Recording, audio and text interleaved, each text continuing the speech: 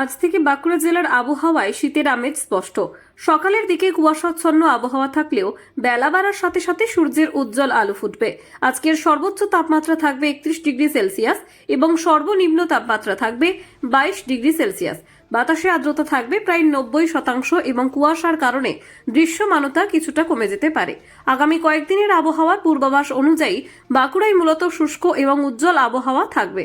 শীতের সন্ধ্যা এবং রাতগুলোতে ঠান্ডা বাড়বে, বিশেষত মধ্যরাতের পর থেকে ভোর পর্যন্ত তাপমাত্রা কম থাকবে। অতএব স্থানীয় বাসিন্দাদের জন্য সকালের দিকে কুয়াশার মধ্যে সাবধানে চলাফেরা করার পরামর্শ দেওয়া হচ্ছে। শীতের আগমনের সাথে সাথে বাতাসে আর্দ্রতা কমে যাবে, যা শীতল অনুভূতি বাড়িয়ে দেবে।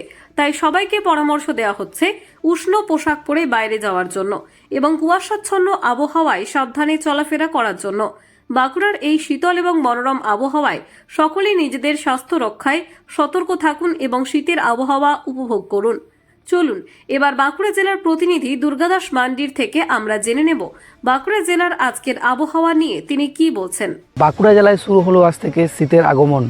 সকাল থেকে কুয়াশাচ্ছন্ন আবহাওয়া দেখা গেলেও বেলা বাড়ার সাথে সাথে সূর্যের উজ্জ্বল আলো দেখা দেবে। আজকের সর্বোচ্চ তাপমাত্রা 31 ডিগ্রি সেলসিয়াস এবং সর্বনিম্ন তাপমাত্রা 21 ডিগ্রি সেলসিয়াস। শীতের সন্ধ্যা এবং রাতগুলোতে ঠান্ডা বাড়বে। সকলকে পরামর্শ দেওয়া হচ্ছে শীতের এই সন্ধ্যায় সাবধানে চলাফেরা করার জন্য।